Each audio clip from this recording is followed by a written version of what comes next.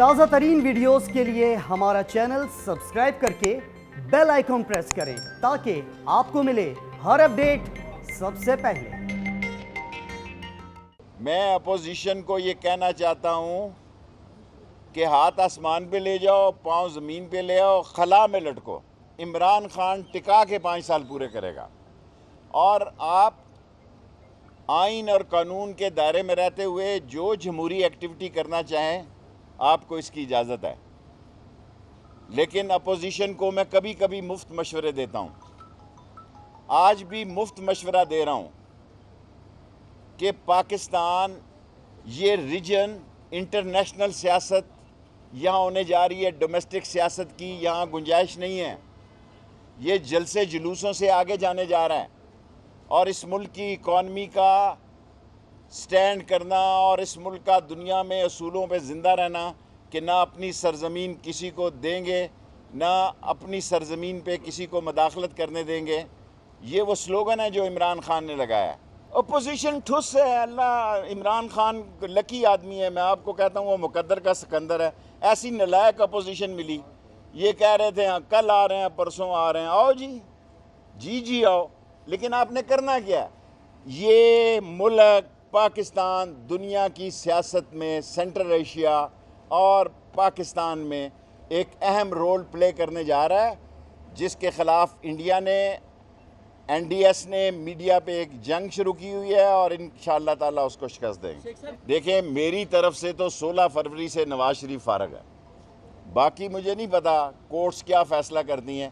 اس کا پاسپورٹ 16 فروری کو کینسل ہو چکا ہے، اور شہباز شریف نے اپیل نہیں کی جو ای سی ایل سے نکالنے کی، اس کا ٹائم بھی ختم ہو چکا ہے۔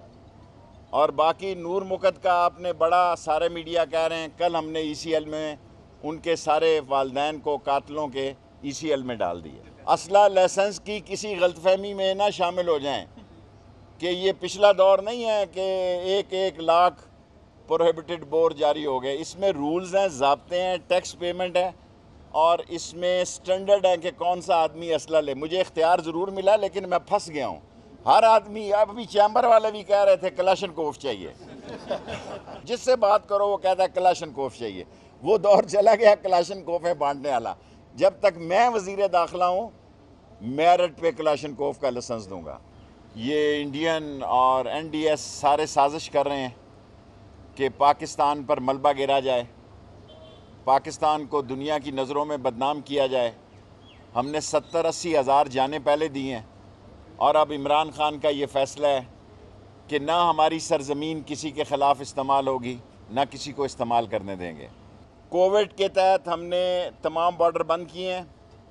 اس کا ابھی مجھے نہیں پتا کہ چمن میں کیا طے ہوا ہے، آنیسٹلی سپیکنگ، لیکن پاکستان میں 96% افغانستان کی فینسنگ ہے، 48% ایران کے ساتھ فینسنگ ہے، اور پاکستان کی فورسز جو ہیں وہ بارڈر پہ پوری طرح چاق و چوبند ہیں۔